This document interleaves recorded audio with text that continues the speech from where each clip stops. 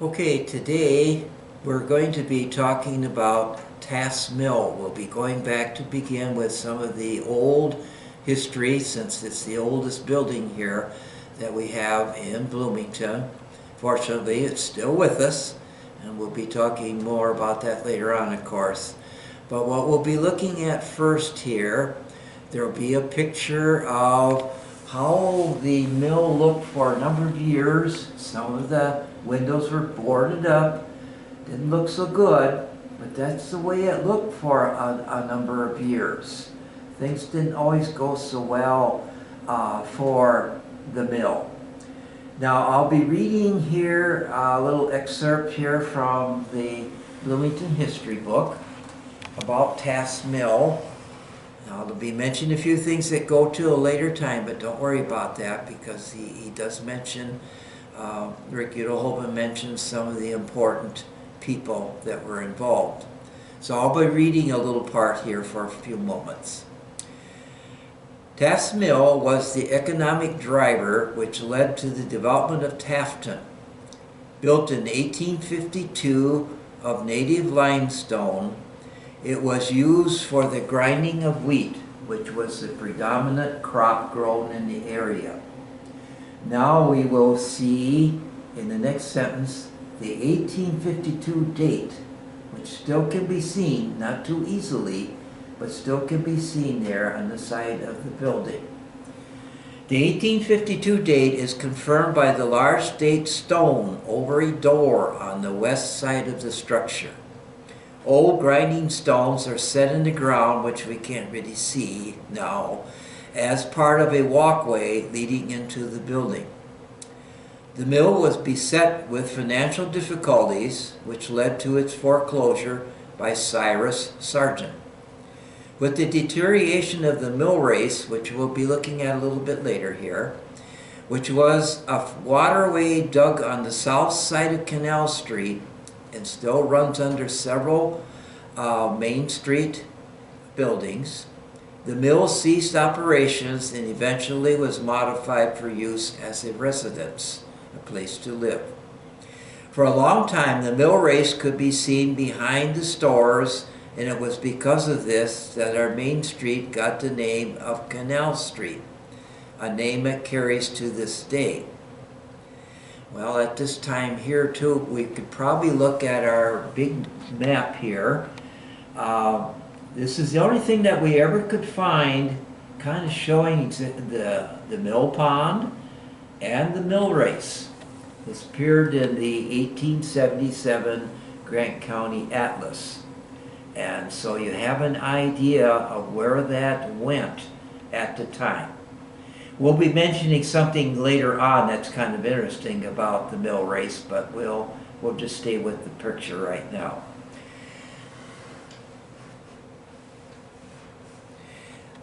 The family of Gilson Tyler lived there from 1912 to 1958, when it was purchased by Kenneth Brookins.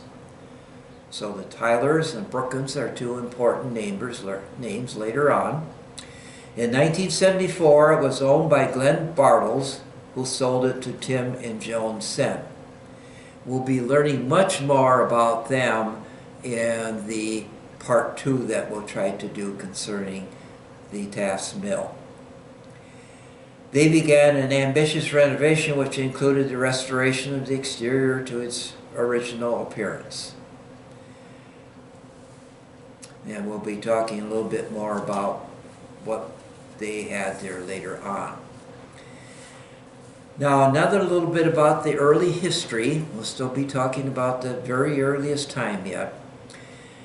In 1852, Mr. Shipley sold his land to D.W. Taft and P.C. Schuler and went to California.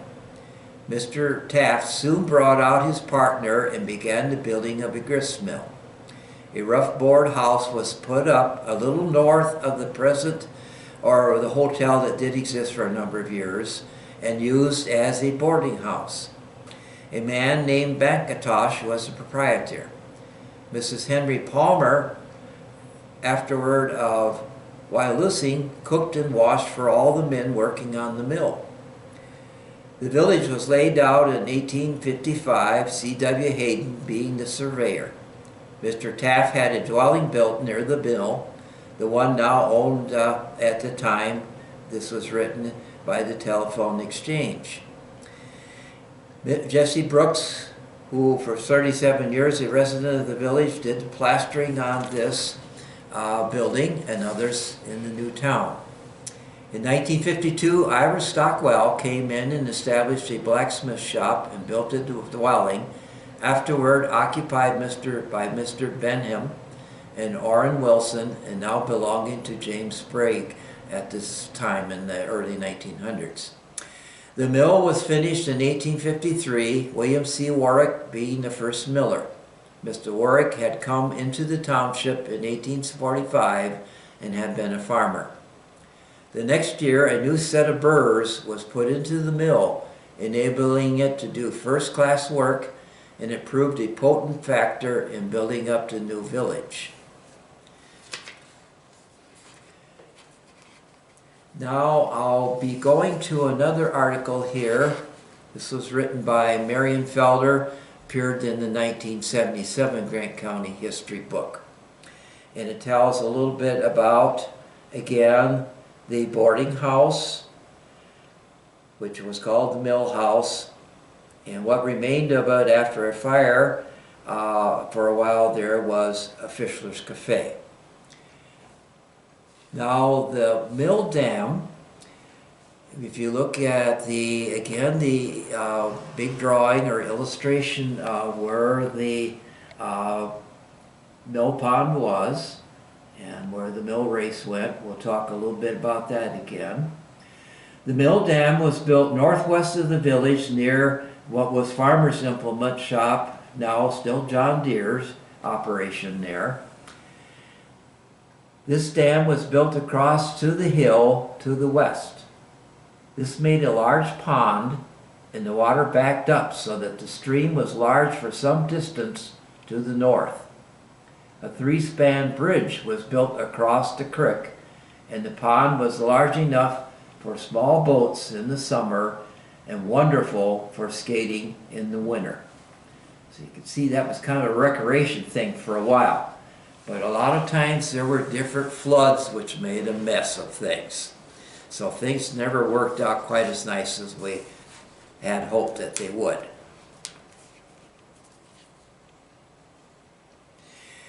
Now a little bit here as things develop, why Tafton ended up, of course, becoming Bloomington. But while the village was flourishing, trouble beheld its founder, D.W. Taft. Getting into financial difficulties, the mill property fell into the hands of the mortgagee, Cyrus Sargent, who soon after transferred it to Woodhouse and Thomas. A good many of the villagers had become unfriendly to Mr. Taft, and through their influence, the name of the village, township, and post office was changed to Bloomington in 1867. The change in the name of the town and the village was made by the legislature. Before this, the village had been divided into factions on the academy matter, and now one faction espoused the cause of Taft and Tafton, and the others that of Bloomington. The county board was petitioned to change the name back to Tafton, and at its annual session in November 1867, the board ordered a special election to determine the matter. But if the town neglected to hold such an election, then the name should be changed to Tafton. Such an election was held, and the name Bloomington received 143 votes, and the name Tafton 96 votes. So we see what happened there when Taft himself got into some financial problems, how things turned against there, and how we ended up with the name of Bloomington. Now, a little bit here later in the 1900 history book, the mill, which had been the backbone of the place, also declined. The flow of the creek decreased as years passed, and first the old pond and then the new one filled up with mud, so that no head of water could be retained. It stood idle a good deal of the time, It was refitted in 1891 by Mr. Stockard, but did not do a great deal of work. It was run as a feed mill for a while by O.J. Day.